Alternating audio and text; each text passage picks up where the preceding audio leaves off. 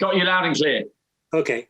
Yeah, it was just a point that I've been announcing stroke commentating for 30 or 40 years, mainly in Northern Ireland, but I've done a few things like Young Athletes League finals and so on in UK. But I'm coming under increasing pressure from the powers that be that to entertain. And one of the things that they look for now is pretty well non-stop music throughout the competition. I was just wondering how you felt about that. The music's an interesting one, isn't it? I would probably class myself as quite old school. I think it's fine to have something tinkering in the background, but I mean, from a commentary perspective, I have found in recent years, there are certain scenarios where the PA system is so loud that you can barely hear the person you're commentating with on TV.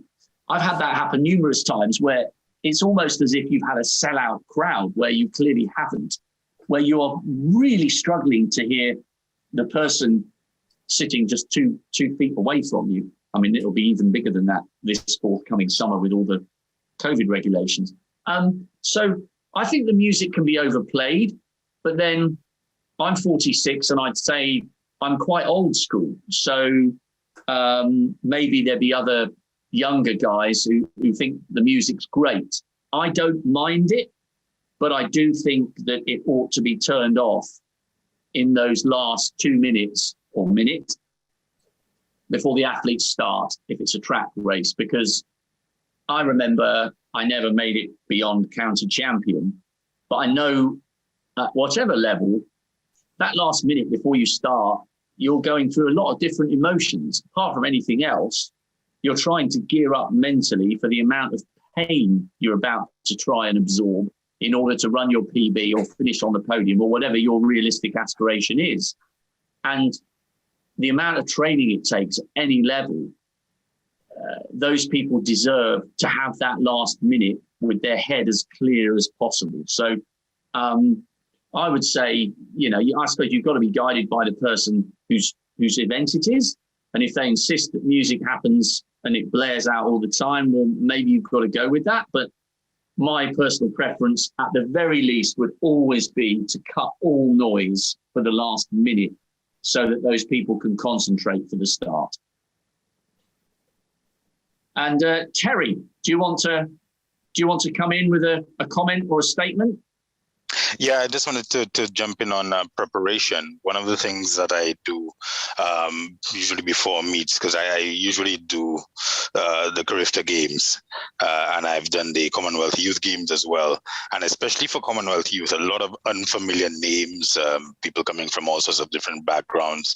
I usually like to, whenever possible, do a little recce of the athletes' village, of their training area, and correlate with my start list and do a little chat with some of the athletes who seem to be more outstanding, and especially those who have odd names. I don't know if you have any Welsh folks in here, but some of those names can be a little bit challenging coming from the Caribbean. It can be a little bit challenging to pronounce. So I think we also had some guys from Vanuatu. So there were a number of difficult names that and I just went to ask, how is your name pronounced, and tell me a little bit about yourself and your team. Well, that sounds to me like great preparation. I mean, one of the things on the next, you can see the slide beneath where I'm looking at the chat, start lists. And what I've written, when I get onto that in a moment, don't worry, Katie, you can ask the question in just a moment. The first thing I'm going to say on that, Terry, that I wrote down was, if you only have time to do one thing, look for names that might trip you up and try and break them down in syllables. I'm talking about a scenario where perhaps what you've done at the Carifta and the Commonwealth Youth Games is great. You might end up in a scenario where you simply don't have time to find these athletes or their coach to get the pronunciation. And being realistic, you may end up in a situation where you have to basically take a stab at it and have a go. And that goes back to what I said last week about you try your very hardest to get the pronunciation right, but whatever pronunciation you end up going for, make sure that you are consistent. And the best way of doing that, I think, is to either write it out phonetically in a way that wouldn't make sense to anyone else, but makes perfect sense to you, because you're not a written journalist, you're a commentator or an announcer. So it doesn't matter if the spelling's wrong, it's the whatever way you're going to look at that name and have the best chance of getting it pronounced correctly. Or if you haven't got time, I'm just so conscious of the way these start lists and the way you can end up announcing on meets, and there's bits of paper flying at you left, right and centre. Even if you don't have the luxury of writing out that person's name phonetically, put a line after what you think is each syllable. That will also help. But yeah, if you've got the luxury of time, of course, go and find out about these youngsters. And regarding youngsters as well, I alluded to the scenarios where really, really good kids can be overawed or intimidated by suddenly stepping up to the next level. It can go the other way. And you can, as you know, Terry, you might have a couple of kids who you think, they might scrape into the final. And they end up running an absolute blinder, coming first and second, because they're just so swept up in the moment, and they find something that they didn't know they had. So you've got to keep your wits about you with youngsters, because I think the younger they are, the more unpredictable their performances will be in relation to what they've done previously, depending on how they respond to being in that first real cauldron environment. So I hope that helps, but it sounds like you're doing a great job with your preparation. Right, I mentioned this already in response to Terry's comment about his diligent prep. If you've only got that one opportunity, look for names that might trip you up. And remember what I said again last week, say the name out loud to yourself if you have a minute to go through it, because names that you think you're reading silently in your head, names that you think you've got no issue with, suddenly go, hang on a minute, I've tripped up over that. So read them out to yourself. If you've got, so that's your minimum is look for names that might trip you up. If you've got a tiny bit more time, but not much, maybe pick out one or two who are likely to feature. I'm talking about you've got a mountain of prep to do. You're very conscious of a finite amount of time before you get into these races. So you've got to be super disciplined on not spending too much time on each one. If you're under that kind of pressure, look maybe for two names. And if you've been having a look at the form guide or the overall UK rankings or regional rankings going into whatever meet it is you're announcing on, you'll already have a bit of an idea, and you'll see a name and go, I think they might feature. And that's where your Stabilo boss become your best friend. Why it's Stabilo boss, I don't know, but those are the ones I use. And then the other thing that I've written, this can trip you up if you're on a sprint race and you're judging the lanes by the vests and the purse and the people involved. Make sure, if you can, with your binoculars, or if you've got a decent line of sight to the start, make sure that you've had a look for any DNSs. Obviously, do not start. Because if you don't, it's not the end of the world if you read out a name and the person isn't there.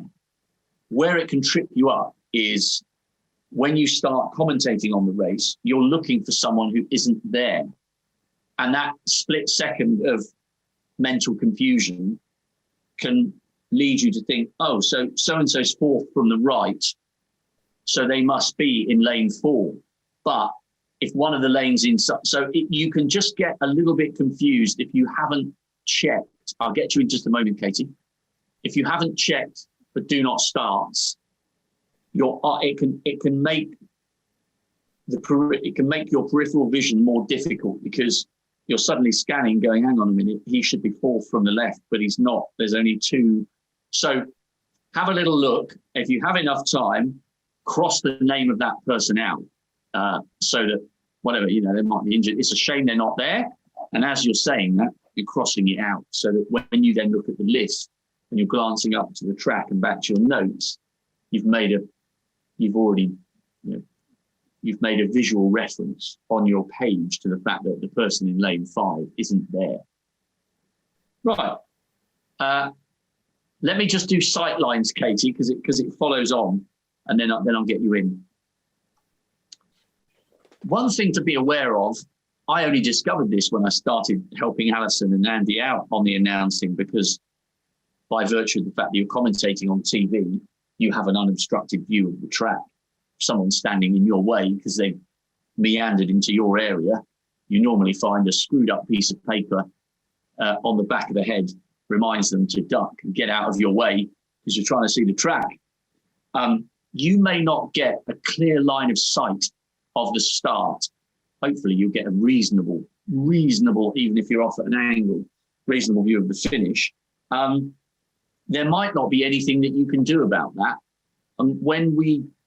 I remember, I think this may have been the Manchester International, there's a sort of posh shed frontage, but there are steel bars in between the glass. And if you're looking diagonally up the track, there's at least 2 or 3 lanes that you can't see because all you can see is steel bars. And it makes no difference if you stand up or squat or go lower or get your binoculars out. So just be aware mentally, okay, I'm going to turn up. There might not be anything anyone can do about my obstructed view. Tailor your announcements. Tailor your announcements accordingly. If you can't really see the start, don't say too much. Give your salient information. You're letting the start breathe anyway as an announcer. And they're off. Fantastic race, as we indicated beforehand. Even in the course of you saying those few words, hopefully, if you're only obscured, if it's only, say, the first 20 meters or so that's obscured from your view, you've said something and you've waited until you can see them, and then you pick it up from there. So don't make it too difficult for yourself. The other thing that can help is, again, some of you will know this instinctively. I don't, because I'm relatively inexperienced as an announcer as opposed to the amount of time I've been a commentator for. Club vests, brightly coloured club vests are brilliant because, again, it's just another visual reference. Even if you don't recognise an athlete instantly by sight, you're looking for those vests. So if you have a little bit of time, go through and like Telford has that lime yellow vest. Exeter, I think, tend to be red. Then you've got the green and white hoops. Not all vests are distinctive, but some are, and that will help because the colour will just catch your eye, and then you'll have enough time to look down and go, oh, right, that's a great run there from the Shaftesbury Barnet Harrier. You haven't said they've won the race. You've noticed them near the front and you've made mention of them. So if you have time, have a little look for the colours on the vests, which again, on 100 or 100 hurdles or 110 high hurdles, if you've had an obscured view of the start, the flash of colour on the vests in the corresponding lanes will help. Katie, do you want to try and ask your question before I do event schedule and results? Hey, Rob, can you hear me now? Loud and clear. Oh, that's better. Hello.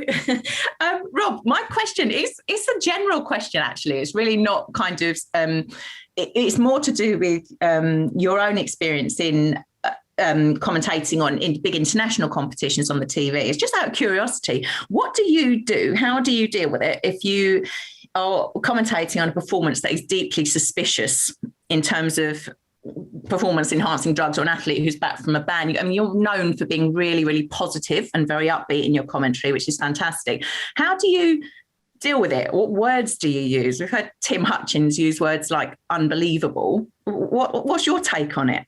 Yeah, I mean, look, I do quite a lot of work with Tim. He's become a really good friend of mine. Tim is,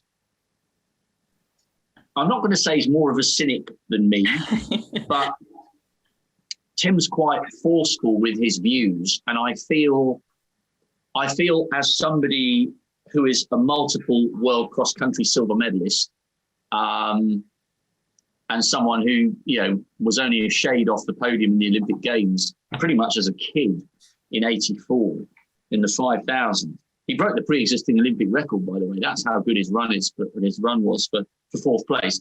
I think if you've performed at the highest level, my personal view is that Tim is in a stronger position to be more forthright with his views, because he therefore has potentially been in a situation where his suspicion of somebody cheating has potentially denied him, or people he runs with, or people he ran with, moments on a podium.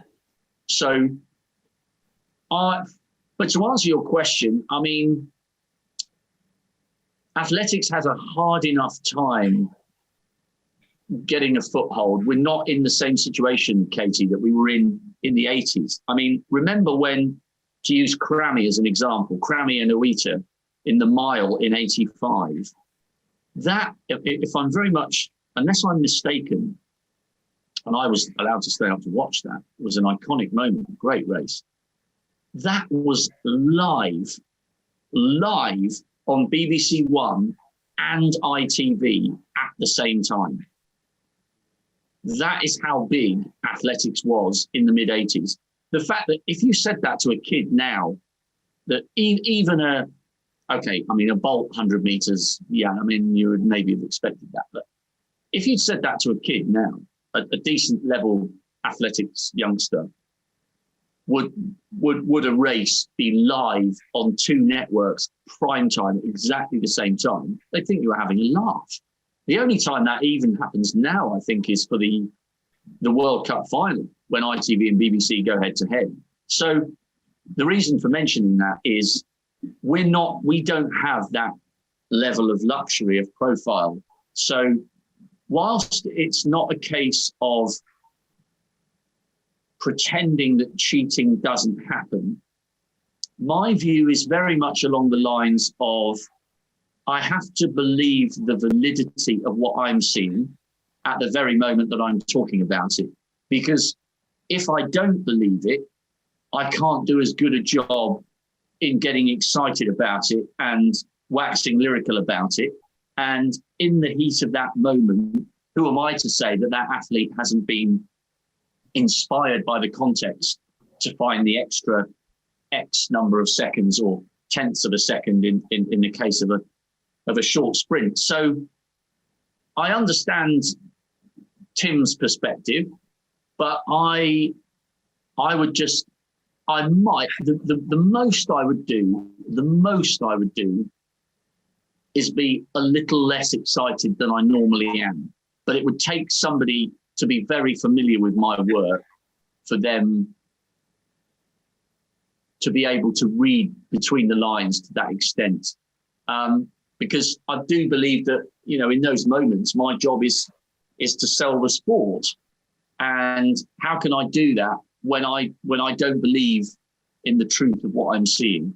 Mm-hmm. So that might make me sound a little bit naive, but that's generally the way I approach it. And I remember commentating on Almaz Ayana's 29:17 in Rio, and I've got these extensive pace charts which I go through with my ruler. And I said in commentary live, because it was weird. It was in the morning, the final. It deserved more people there, but it was an incredible race. I mean, Dibaba got the bronze, I think, in a PB. But anyway, I said in commentary, I'm double checking my pace charts here because this is so fast. I almost think I might be making a mistake, but I'm not. She's on course for, X, 29:20 or whatever it was. So I just think you've got to, as I said, look, commentary, people's perception of commentary is so subjective.